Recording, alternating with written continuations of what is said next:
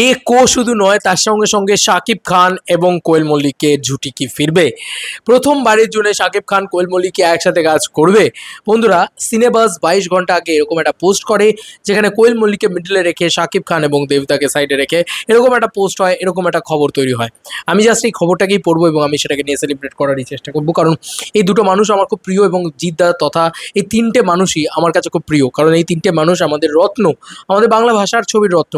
দেবদা, জিদ্দা, শাকিব খান, তো এই মানুষগুলো আমাদের রত্ন, যে কারণেই কিন্তু আমাদের আরও এক্সাইটমেন্ট কাজ করে কোথাও গিয়ে। যাই হোক, টলিউডের কোয়েলকে ঘিরে বড় চমকের আভাস। একসঙ্গে আলোচনায় মেগাস্টার দেব ও শাকিব খান। বিষয়টা কি? 2027-28 সালে কি হতে পারে কোয়েল মল্লিকের প্রত্যাবর্তনের বছর? টলিউডের জোর গুঞ্জন, দীর্ঘদিন পর আবারও বড় পর্দায় একসঙ্গে ফিরতে পারেন দেব ও কোয়েল মল্লিক। খাদানের সাফল্যের পর সম্ভাব্য সিকুয়েলকে ঘিরে এই জনপ্রিয় জুটিকে ফেরানোর বিষয়ে ইন্ডাস্ট্রিতে আলোচনা চলছে বলে জানা যাচ্ছে। তবে এখনও এ বিষয়ে কোনো আনুষ্ঠানিক ঘোষণা আসেনি। এদিকে কোয়েল মল্লিকের টিমও আগামী কয়েক বছরে জন্য বড় ক্যানভাসের কয়েকটি প্রজেক্ট নিয়ে ভাবনা চিন্তা করছে বলে গুঞ্জন রয়েছে। সেই তালিকায় দুই বাংলার শীর্ষ তারকাদের সঙ্গে কাজ করার সম্ভাবনাও আলোচনায় রয়েছে। এই কারণে শাকিব খান কোয়েল মল্লিক জুটিকে নিয়েও নতুন করে আলোচনা শুরু হয়েছে। সব মিলিয়ে 2027-28 সালকে সামনে রেখে কোয়েল মল্লিককে ঘিরে টলিউডের বেশ কিছু গুঞ্জন ও আলোচনা চলছে। তবে এখনও পর্যন্ত কোনো প্রজেক্ট বা কাস্টিং আনুষ্ঠানিকভাবে নিশ্চিত করা হয়নি। এখন অপেক্ষা এসব গুঞ্জনের কতটা বাস্তব রূপ নেয়, এটাই বলার হয়েছে। তো আমি সত্যি বলছি, এই দুই নায়কের সাথে তো দেখতেই চাই। জিদ্দার সাথে সবথেকে ভালো জুটি কোয়েল মল্লিকের, আমরা সকলেই জানি। তো সেটাও দেখতে চাই, এরকম নয় যে সেটা দেখতে চাই না, ডেফিনেটলি সেটাও দেখতে চাই।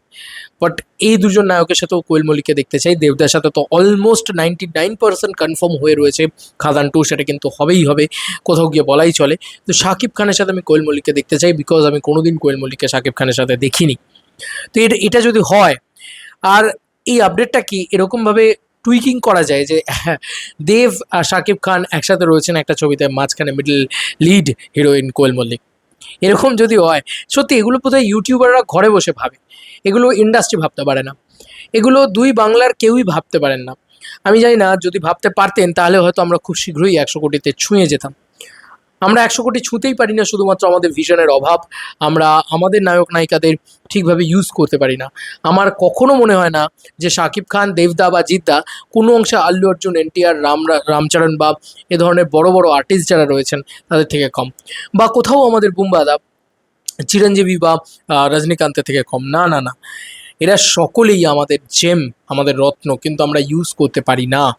সেরকমই Shakib Khan, the OG megastar of Bangladesh, এবং আমাদের এখানকার মেগাস্টার দেবদা, এই দুজন যদি একটা ছবিতে থাকে, ভাবো তো সেখানে যদি কোয়েল মল্লিক নায়িকা হয়, সেই ছবির হাইপ দুই বাংলায় কোথায় যাবে, এবং সেই হাইপে কোন লেভেলে বক্স অফিস আসবে।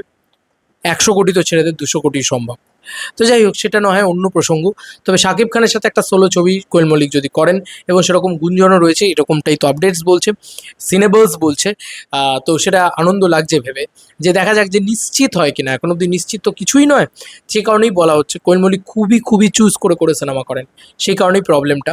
তবে দেখা যাক, শাকিব খান এবং দেবদার সাথে একটা করে ছবি হয়ে যায় নাকি, তার পরবর্তীতে এই জিদ্দার সাথে আরেকটা ছবি হয়ে যাক, তাহলে আমরা আমাদের ছোটোবেলাটা পুরো ফেরত পেয়ে যাবো। বাদ বাকি তোমাদের কার কি মতামত, ভিডিওটাকে নিয়ে জানিও কমেন্ট সেকশনে। চলো বন্ধুরা, নতুন কোনো ভিডিওতে দেখা হবে, এ ব্যাপারে।